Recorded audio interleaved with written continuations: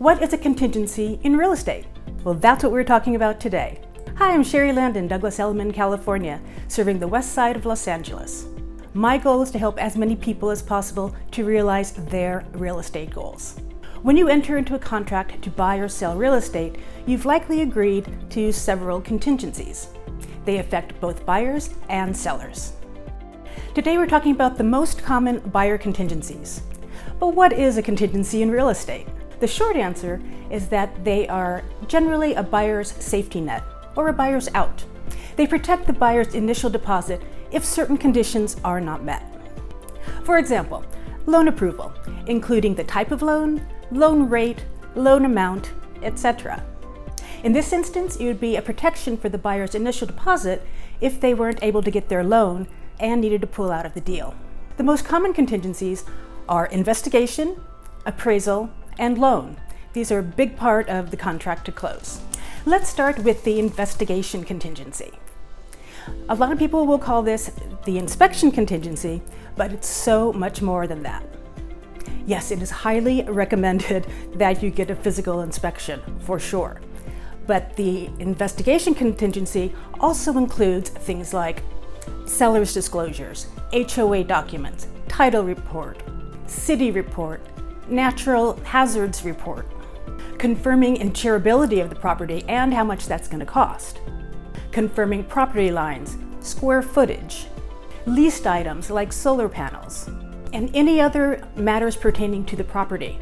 This could include confirming where your child will go to school, comparing public records to the actual structure, building permits, and even driving the neighborhood at different hours and different days to get a feel for the neighborhood and see if you're comfortable there. And the list goes on, but discuss this with your agent.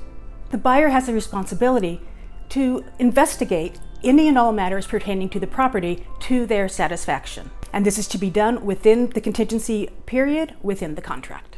During this investigation period, any major issues that come up would be addressed before removing that contingency. You could ask the seller to make a repair or get a credit when you close. The seller will either agree, make a counteroffer, or reject it entirely. If and when the buyer is satisfied and decides to move forward, they would remove that contingency and be one step closer to home ownership. To reiterate, a buyer has a responsibility to protect him or herself. So investigate, investigate, investigate. This is so important. Next up, loan contingency. As we talked about earlier, if the buyer can't get a loan, as described in the contract, the buyer can cancel the contract without losing their initial deposit as long as that contingency is still in place. Appraisal contingency. If you're getting a loan to purchase your home, your lender will require an appraisal to make sure that the purchase price is appropriate. They will only lend on the appraised amount. So let's say the appraisal comes in lower than the agreed to amount. What happens then? The buyer can request of the seller to reduce the purchase price to match the appraised amount to keep the transaction moving forward. The buyer and seller can negotiate a new price somewhere in between the appraised price and the original agreed to price.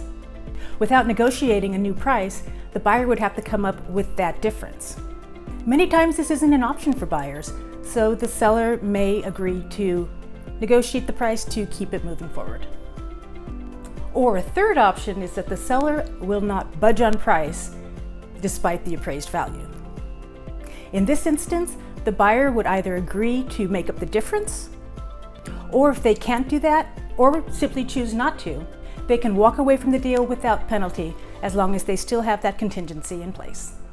This would mean that the buyer would have to start over looking for a new home, and the seller would have to start over finding a new buyer.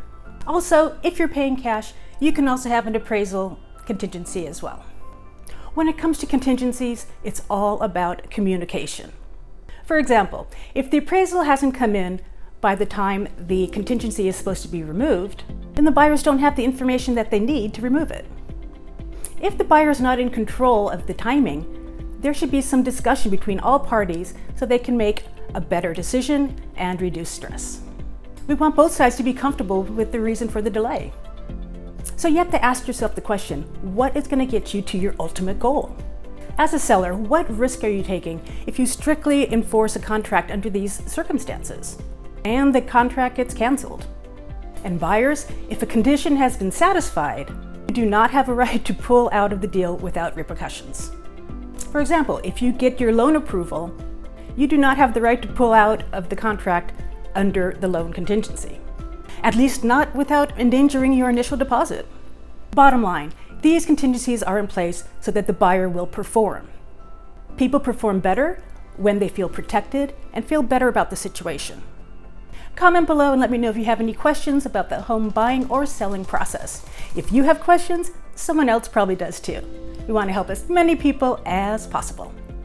Thanks for watching. If you like this, please comment, like, and consider subscribing. And pro tip, make sure to hit the bell icon so you'll know every time that I post a new video. I post videos every week and I wouldn't want you to miss a thing. See you next time.